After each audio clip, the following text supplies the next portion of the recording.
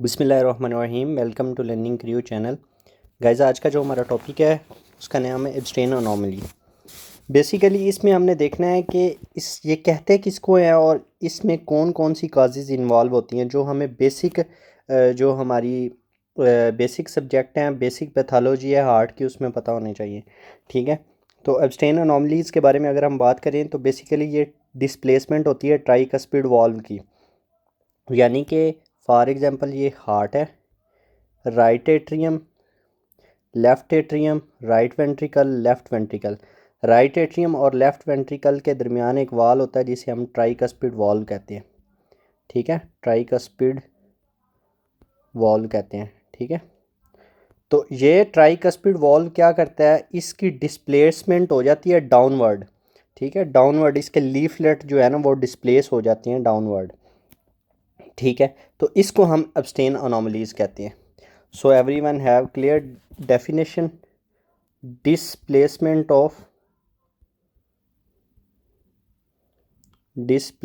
Of कौन से valve की? Tricuspid valve.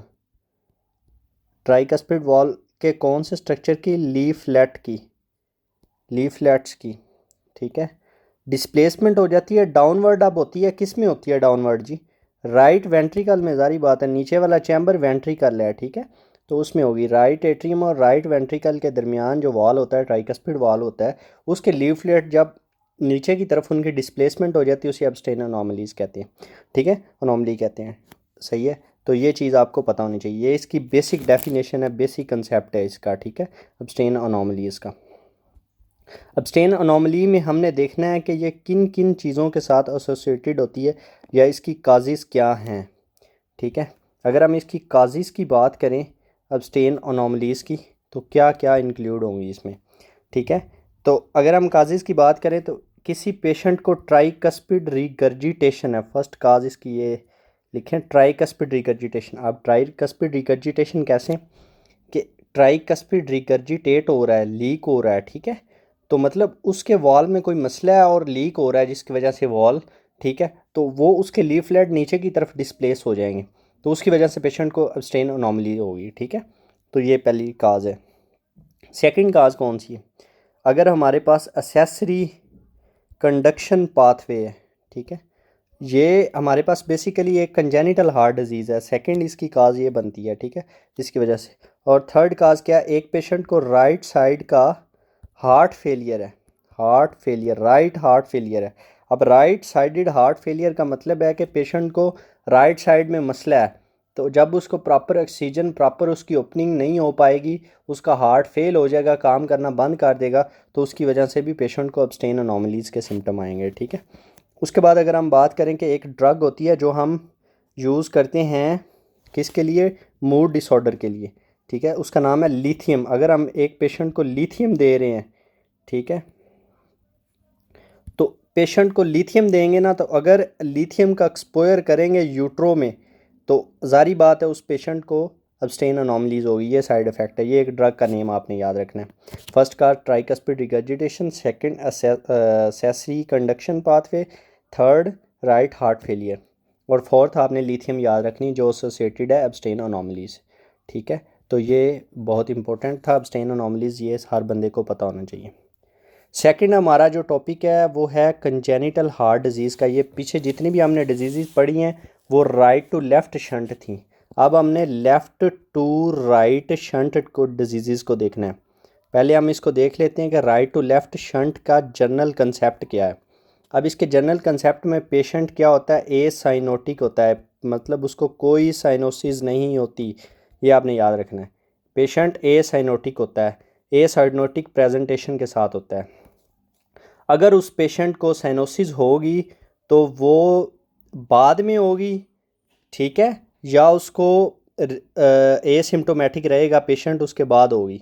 यानी कि इस अगर एक पेशेंट को साइनोसिस होगी, cyanosis can be but later, मतलब बाद में हो सकती है। और कितना बाद? हमारे पास इसमें ईयर्स का टाइम दिया जाता है। ठीक है, मंथ के बाद भी एक पेशेंट को कंजेनिटल हार्ट डिजीज़ है लेफ़्ट टू राइट शंट की, उसको साइनोसिस हो रही है, तो वो साइनोसिस उसको यानी कि सालों बाद हुई है, ना कि 1-2 माह बाद हुई। ठीक है, ये आपने याद रखना है, इसकी मोस्ट इम्पोर्टेंट है। और उसके बाद इसमें हमारे पास जो पहला डिफेक्ट आता है उसको हम क्या कहते हैं, VSD, वेंट्रिकुलर सेप्टल डिफेक्ट। ये बहुत इंपॉर्टेंट टॉपिक है गाइस। VSD से अक्सर क्वेश्चन आता है। अब जी आपको एक चीज़ पता होनी चाहिए इसमें, VSD क्या है। ये हमारा हार्ट है, right left right left. VSD ventricular, ये वेंट्रिकल्स के दरमियान ये राइट वेंट्रिकल है, ये लेफ़्ट वेंट्रिकल है। इन वेंट्रिकल के दरमियान जो ये सेप्टम होता है इसका डिफेक्ट होता है। अब इसमें होल रह जाता है। ठीक है, जो इसके सेप्टम का हिस्सा है वो क्लोज़ नहीं हो पाता सही पे, यहाँ पे होल रह जाता है। इसको हम कहते हैं VSD। क्या कहते हैं, VSD। ठीक है, तो ये आपको पता होना चाहिए। VSD में क्या होता है कि सेप्टम डिफेक्ट होता है। और एक और चीज़ आपने याद रखनी है, पेशेंट की जब पैदाइश होती है बच्चे की तो एसिम्प्टोमेटिक होगा बर्थ के टाइम पे। इसके सिम्टम जो है ना एसिम्प्टोमेटिक होगा। इसके सिम्टम कब आएंगे, वीक लेटर आएंगे, मतलब 1 हफ्ते बाद पेशेंट को सिम्टम आना या बच्चे को सिम्टम आना शुरू हो जाएंगे। ठीक है, या फिर रिमेन रहेगा asymptomatic through out the life. ठीक है, तो ये आप चीज़ें आपको पता होनी चाहिए guys.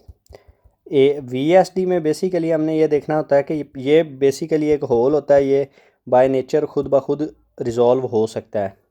Most of the time ये रिज़ॉल्व हो जाता है सेल्फ, मतलब खुद ही रिज़ॉल्व हो जाता है।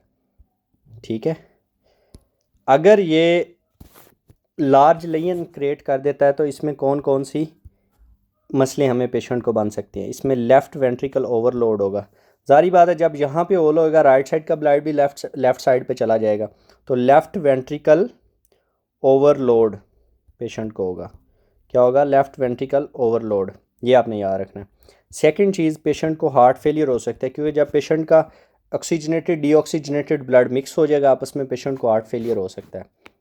उसका एक प्रॉपर सर्कुलेशन ना सिस्टेमिक ना पल्मोनरी हो पाएगी। ठीक है, तो ये चीज़ होगी। उसके बाद आपने इसमें ये याद रखना है कि इसमें ऑक्सीजन सैचुरेशन इंक्रीज़ होती है राइट वेंट्रिकल में और पल्मोनरी आर्टरी में। ठीक है, क्योंकि हमारा नॉर्मली जो हार्ट का फंक्शन है उसका क्या होता है, राइट साइड पे हमारे पास डीऑक्सीजनेटेड ब्लड पड़ा होता है। डीऑक्सीजनेटेड ब्लड क्या करता है जी, पेशेंट को यहाँ से पल्मोनरी आर्टरी के थ्रू लंग्स में जाता है और वेन्स के थ्रू वापस आता है लेफ़्ट एट्रियम में। लेकिन इसमें डिफरेंट सिचुएशन होती है। इसमें ऑक्सीजन की जो सैचुरेशन है वो इंक्रीज़ हो जाएगी कहाँ, जब लेफ़्ट वाला ब्लड राइट में मिक्स होगा तो कहाँ इंक्रीज़ हो जाएगी, राइट वेंट्रिकल में। और कहाँ इंक्रीज़ होगी, जारी बात है पल्मोनरी आर्टरी में। राइट वेंट्रिकल से ब्लड पल्मोनरी आर्टरी में जाना है। तो ये चीज़ आपको VSD के बारे में क्लियर होनी चाहिए। Thank you so much for guys watching my video. अच्छी लगे लाइक सब्सक्राइब एंड कमेंट करें।